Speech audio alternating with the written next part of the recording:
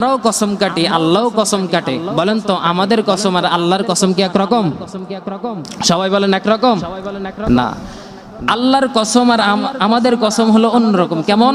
আমরা কসম কাটি ওই বিষয়ের ওপর যে বিষয়টা মানুষের কাছে বিশ্বাসযোগ্য হিসাবে তুলে ধরার জন্য, মানুষ যেটা বিশ্বাস করে এজন্য বিশ্বাস করানোর জন্য আমরা বলি আল্লাহর কসম আমি এই জিনিসটা খাই নাই, আল্লাহর কসম আমি এইখানে যাই নাই, আল্লাহর কসম আমি এই জিনিসটা করি নাই। আমরা এরকম কসম কাটি কি কাটি না?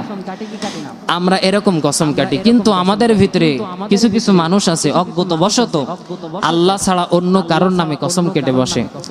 যেমন আমরা কসম কাটি, আমাদের ভিতরে কিছু কিছু মানুষ আছে তারা কসম কাটে আমার বিদ্যার কসম আমি এই জিনিসটা করি নাই। এরপরে কসম কাটে আমার মায়ের কসম আমি এখানে যাই নাই, আমার শিক্ষকের কসম, এরকম ধরনের বিভিন্ন কসম কাটে যে আমি এই জিনিসটা করি নাই, এই জিনিসটা খাই না, এখানে আমি যাই নাই, এরকম কসম কাটে। কিন্তু আল্লাহ রাসূল সাল্লাল্লাহু আলাইহি ওয়াসাল্লাম বলেছেন মান হালাফা বিগাইরিল্লাহি ফাকাদ আশরাকা, যে ব্যক্তি আল্লাহ ছাড়া অন্য কারোর নামে কসম কাটলো সে শিরক করলো। আর শিরকের গুনাহ হলো সবচেয়ে মারাত্মক গুনাহ। আল্লাহ তাআলা আমাদের এই গুনার বিষয় থেকে আল্লাহ তাআলা আমাদের সকলকে হেফাজত করুক। আমরা সকলে বলি আল্লাহুম্মা আমিন।